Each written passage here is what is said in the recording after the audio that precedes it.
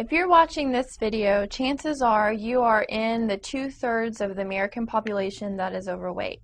So with all this fad diets out there and everybody's, wanting to lose weight, there's diet pills and there's new diets and there's old diets and there's this and there's that. Well, there's a lot of confusing information out there. So today I'm going to talk about some simple tips on how to lose weight the healthy way. Number one, eat as much organic food as possible.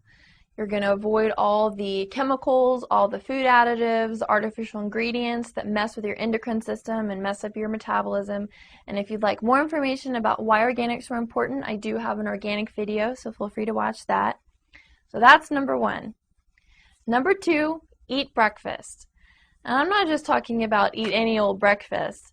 It needs to be a well-balanced meal. So you need to have healthy fats, good amount of protein, limit the refined sugars, and have good carbs like fruits and vegetables.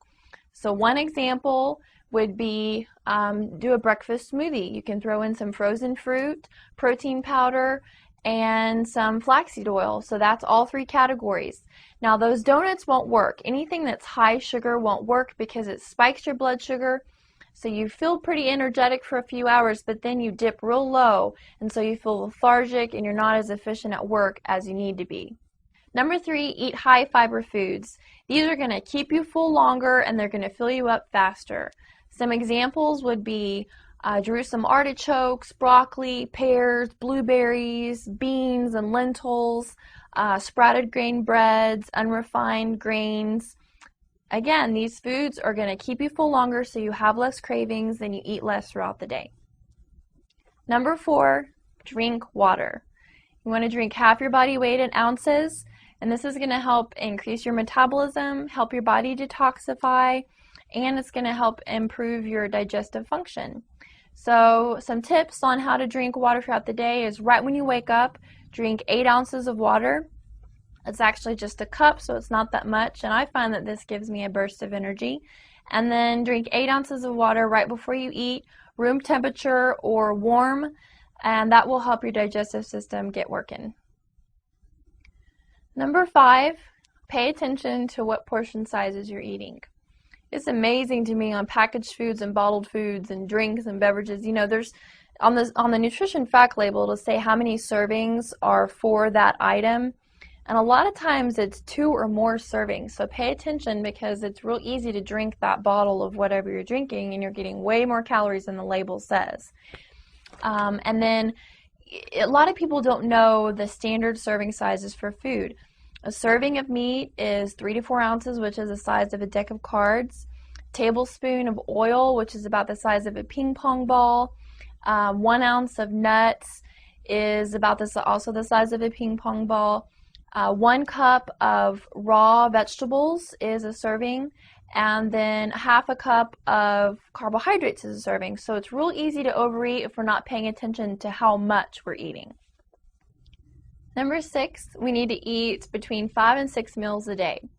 The problem is when we get on a roll of eating 1 to 2 meals because we're going like crazy and our schedules are packed and we don't have time to eat, we're actually doing a big injustice to our bodies because our bodies obviously need food to function. So when we are starving and we finally sit down to eat or we finally get something on the run, we spike our glucose so we get a rush of energy and then it plummets, and then we just develop this cycle where we're craving foods, and then because we're so hungry we go get the wrong foods.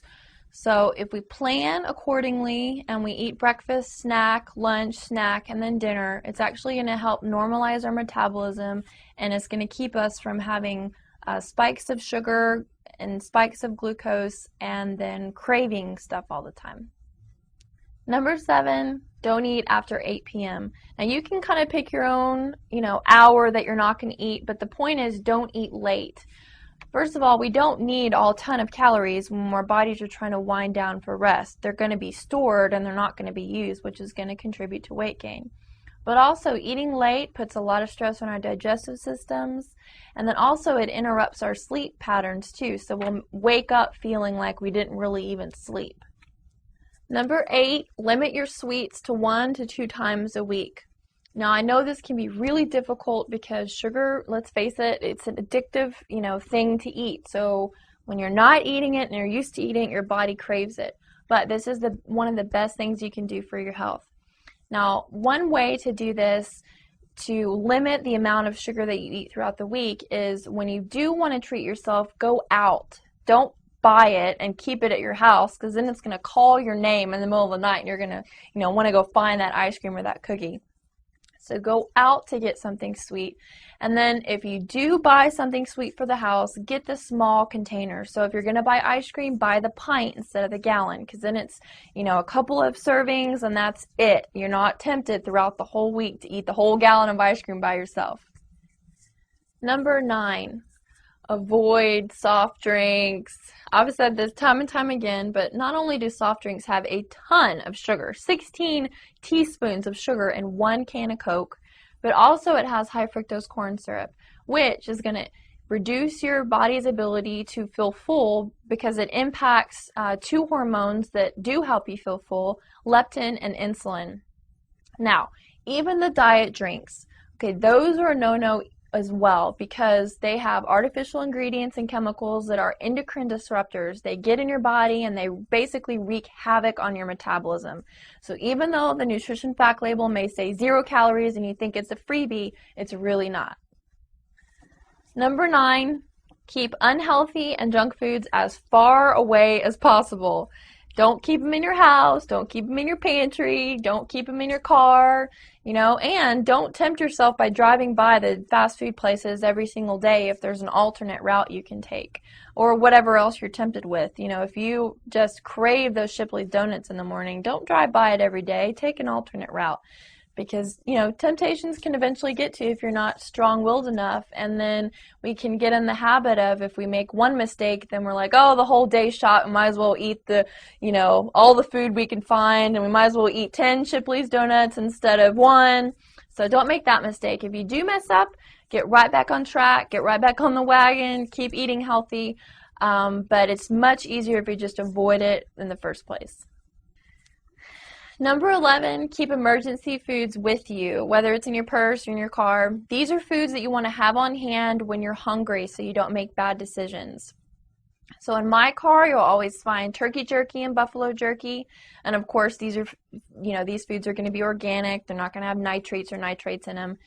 I also keep fresh and dried fruits. And one of my favorite brands of dried fruits, it's called Just, and then it lists the name of the fruit. So if you want to get dried strawberries, it'll be called Just Strawberries, and it's just what the name says. It's just dried strawberries, nothing added. And it's a convenient way to get nutrients, and they're convenient. And also keep nuts and seeds, good healthy snack, good oils, a little bit of protein. Always keep water in my car. And then also I keep some kind of healthy grain or healthy carb, like flaxseed crackers, or some type of, quick energy organic item. So keep those things on you, and then you'll be less tempted to make bad decisions. Now, all these tips on how to lose and maintain weight the healthy way, basically they boil down to taking personal responsibility for your health. I think in our society it's real easy to blame genetics or how we were raised, or what someone taught us, and use that as an excuse for our behavior or the choices that we make in life. But it really does boil down to, we have the authority to make a difference in our own lives. We can choose better, we can eat better, we can live better, we can change jobs if we want to, we can move, we can, the possibilities are endless. And if we don't take personal responsibility for our own lives, basically our lives are going to pass us by.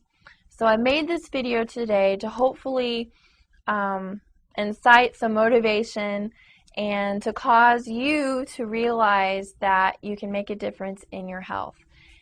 I think a lot of people choose the wrong priority for their life, whether it's convenience or